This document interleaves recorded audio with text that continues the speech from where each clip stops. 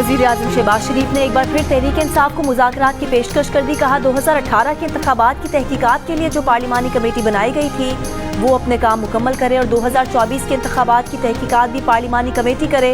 वज़ीर आज़म ने कहा 26 नवंबर के धरने का अहाता भी पार्लिमानी कमेटी करे और 2014 के धरने का भी अहाता किया जाए। वज़ीर आज़म का कहना था कि हमने बहुत नेक नियति से PTI से मुज़ाकरात किए, मुज़ाकरात के लिए साजगार माहौल फराहम किया गया। PTI मुज़ाकरात से भाग रही है, ये मुल्क मज़ीद इंतशार का मुतहम्मिल नहीं हो सकता।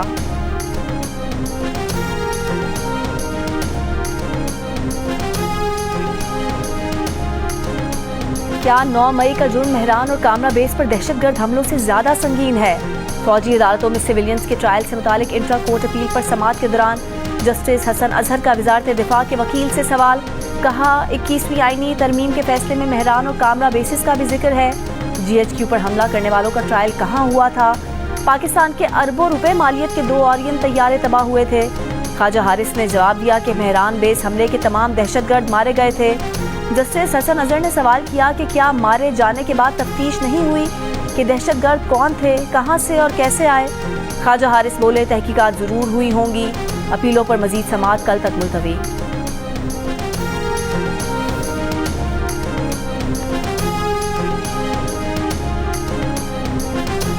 इस्लामाबाद हाई कोर्ट में लापता अफराद की बाजियाबी के लिए दायर दरख्वास्तों पर समाअत। जस्टिस मोहसिन अख्तर कयानी ने रिमार्क्स दिए कि उनका बड़ा वाज़ेह मौक़िफ़ है कि जो दहशतगर्द होगा उसको दहशतगर्द कहेंगे, जो दहशतगर्द नहीं होगा उसे फिर रिहा करना होगा। ईमान मज़ारी एडवोकेट ने कहा इस्तदा है हुकूमत को मज़ीद वक्त न दिया जाए, ज़िम्मेदारों का तयन किया जाए। जस्टिस अरबाब ताहिर ने कहा ज़िम्मेदारी का तयन करने के लिए ही तो ये तमाम कार्रवाई कर रहे हैं। एडिशनल अटॉर्नी जनरल जहन में रखें कि अब फिर ये लोग ज़िम्मेदार होंगे। अदालत ने अटॉर्नी जनरल मंसूर अवान को आइंदा समाअत पर मुआवनत के लिए तलब कर लिया।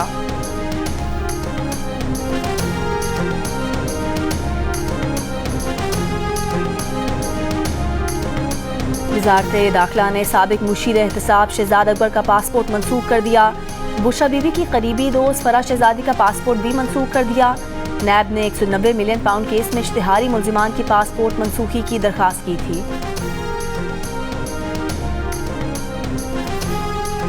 वज़ीर आला पंजाब मरियम नवाज ने कहा है कि नौजवानों ने खिलवाड़ की बातों में नहीं आना। अगर कोई कहे मेट्रो को आग लगा दो, पुलिस वालों के सर फोड़ दो, तो ये काम कभी नहीं करना।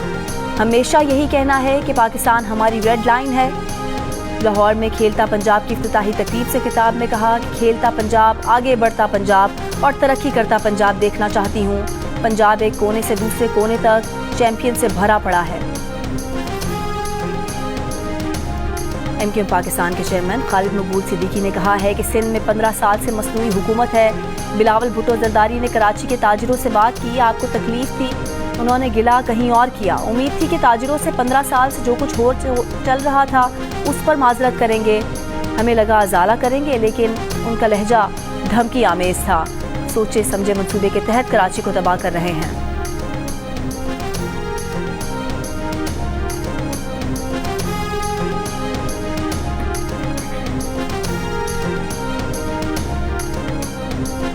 अमेरिका का पाकिस्तान के लिए इमदाद की बंदिश पर पाकिस्तान का रद्द अमल। तर्जुमान दफ्तर खारजा ने कहा अमेरिका ने 90 रोज़ के लिए इमदादी प्रोग्राम रोके हैं ताकि कारकर्दगी का जायज़ा लिया जा सके। उम्मीद है ये इमदादी प्रोग्राम दोबारा शुरू हो जाएंगे। हफ्तावार ब्रीफिंग में दफ्तर खारजा के तर्जुमान का कहना था कि अमेरिका से तारिकीन वतन को निकालने का फैसला नए एग्जीक्यूटिव ऑर्डर का हिस्सा है। हुकूमत वज़ारत दाखिला की मदद से ऐसे पाकिस्तानियों के केसेस में मदद करेगी।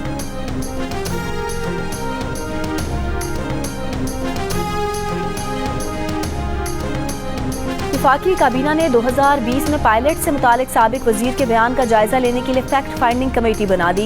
इजलास के एलामिये में कहा गया है एक साबिक वफाकी वजीर का पायलट से मुतालिक दिया गया बयान गैर जिम्मेदाराना और मुबालगा आराई पर मबनी था।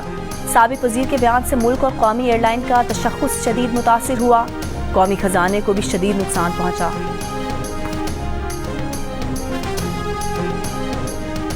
PTI ने प्रैक्टिस एंड प्रोसीजर ऑर्डिनेंस 2024 के खिलाफ दरख्वास्त खारिज करने पर intra court appeal supreme court में दायर कर दी।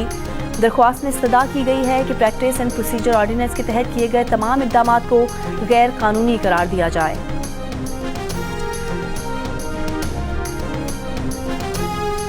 وزیر خزانہ محمد اورنگزیب نے کہا ہے پاکستان اس وقت IMF کے ساتھ درمیانی مدت کے پروگرام میں ہے. فروری میں تمام سٹیک ہولڈر سے مشاورت کی جائے گی. اگلے مالی سال میں پالیسی کو FBR سے الگ کر دیں گے. تنخواہ دار طبقے پر بوجھ کم کرنے کے لیے اقدامات کریں گے. سینٹ قائمہ کمیٹی برائے خزانہ کے اجلاس میں بتایا کہ 60 سے 70% تنخواہ دار طبقے پر صرف ٹیکس عائد ہوتا ہے. تنخواہ دار طبقے کا سپر ٹیکس سے کوئی تعلق نہیں. اجلاس میں سینیٹر فیصل وارڈر نے بتایا کہ FBR کے 3 افسران نے انہیں جان سے مارنے کی دھمکیاں دیں. چیئرمین FBR نے کہا دھمکی کے خلاف ہائی لیول انکوائری کرائی جانی چاہیے. فیصل وارڈر نے کہا انکوائری رہنے دیں, کسی اور سینیٹر کو دھمکی ملے تو کرائیے گا.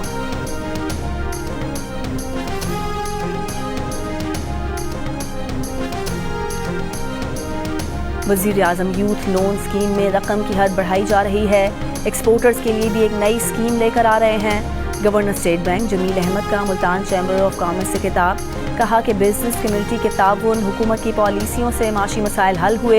ایکسپورٹرز کو ہر صورت مکمل سہولت دینا چاہتے ہیں.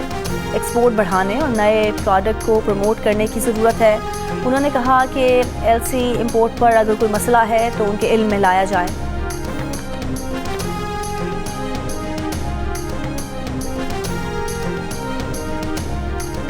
اسلام آباد ہائی کورٹ کے ججز کے علاوہ کسی اور جج کو چیف جسٹس اسلام آباد نہ بنایا جائے. اسلام آباد ہائی کورٹ بار ایسوسی ایشن اور اسلام آباد بار ایسوسی ایشن کا مطالبہ. مشترکہ اعلامیے میں کہا ارباب اختیار کو متنبع کیا جاتا ہے. اسلام آباد ہائی کورٹ کے ججز میں سے ہی چیف جسٹس اسلام آباد تعینات کیا جائے. ایسا نہ ہوا تو یہ عدلیہ کی آزادی اور خود مختاری پر حملہ تصور ہوگا.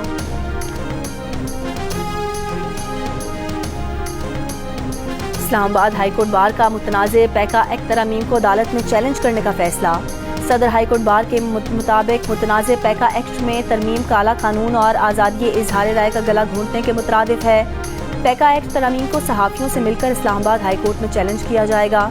اسی دوران صدر مملکت آصف علی زرداری کے دستخط کے بعد گیزٹ نوٹیفیکیشن جاری ہونے پر پیکا ترمیمی ایکٹ 2025 نافذ العمل ہو گیا.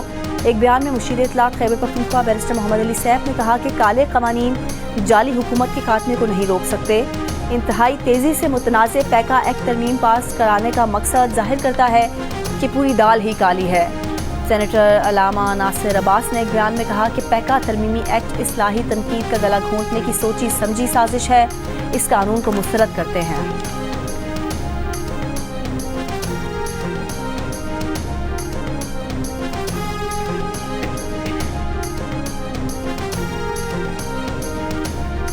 سینیٹر شیری رحمان نے کہا ہے کہ چین کے بنے سولر پینلز کی قیمتوں میں 90% کمی نے عوام کو مہنگی بجلی کا سستا اور قابل اعتماد متبادل فراہم کیا ہے.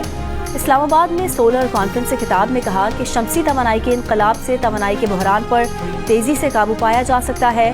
پاکستان میں سولر توانائی کے استعمال سے ماحولیاتی آلودگی میں کمی آئے گی. غزہ جنگ بندی میں یرغمالیوں کی رہائی کا تیسرا مرحلہ جاری.